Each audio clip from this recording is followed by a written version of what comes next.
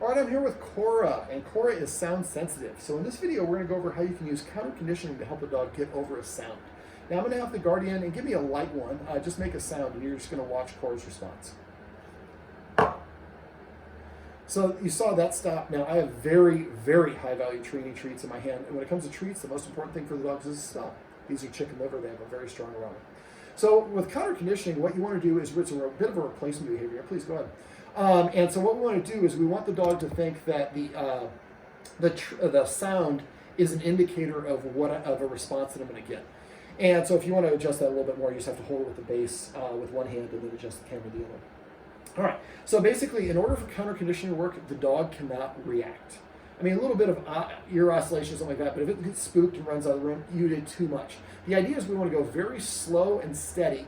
And the way that I do this is I decrease the volume, I slow down the speed, or I increase the distance to make it less intense. I would do the same thing if my dog is barking at skateboards or bicycles or the blender or whatever it is. If it's the blender and having the blender right here causes the dog to panic, we'd have the dog practice over here with the blender way over there. So we've increased the distance to lessen the intensity. So right now the Guardian, what I'm gonna have her do, I'm gonna call Quorra back over here in a sec, and then basically I'm gonna have the Guardian proceed. Now we call it a precedent. So basically the sound is gonna be very, very quiet, just a little tap and you'll hear it. Then I'm gonna give her a treat. And then we're gonna gradually, after we do that about 2 or 3 times in the same intensity, we're gonna make it a little bit harder, then a little bit harder. And if we do this right at the end, she should be able to just drop the coaster without having her spooked. Now, she's pretty intense, her sensitivity. So we might not be able to achieve that in this video. The whole point of this, like I said, is the dog cannot react. If it reacts, you got greedy and pushed for too much, too quickly.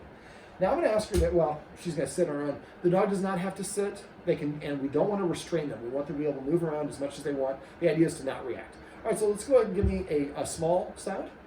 And then she gets a treat. And we can go a little bit louder than that this time because she didn't respond. Go ahead. That was a little bit, let's go a little bit less than that this time.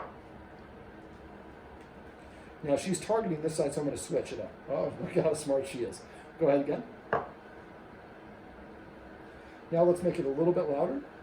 And you see that she's not jittery and jumping at this point. Let's go louder again. Because this sound now is becoming a command word for I'm about to get a treat.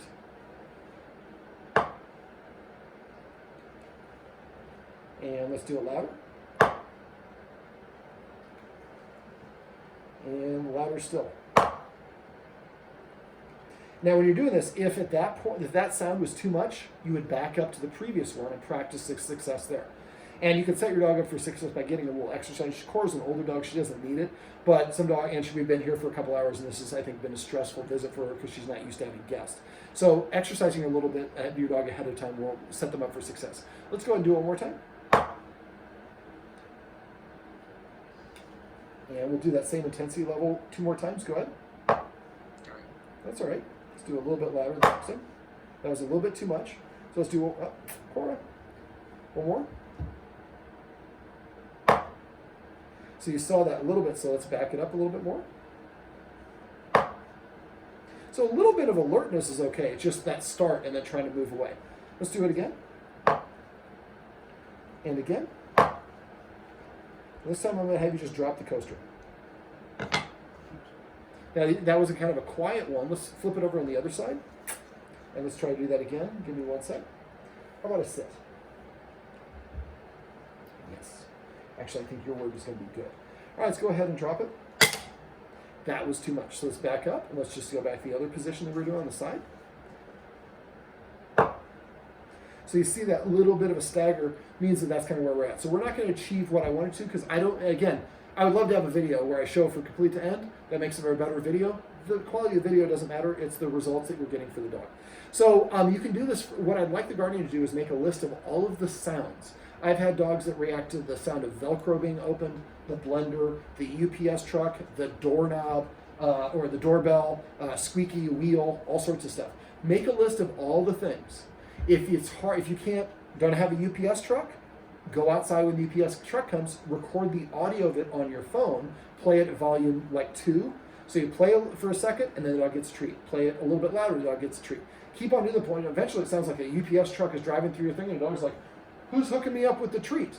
The whole point of positive reinforcement is we change, in counter conditioning, is we change the negative into a positive. Now let's show everybody how pretty you are. Come here. Sit. This pretty girl is Quorra, and these are some tips and tricks on how you can use counter conditioning to help a sound sensitive dog no longer react to the sound of unexpected sounds.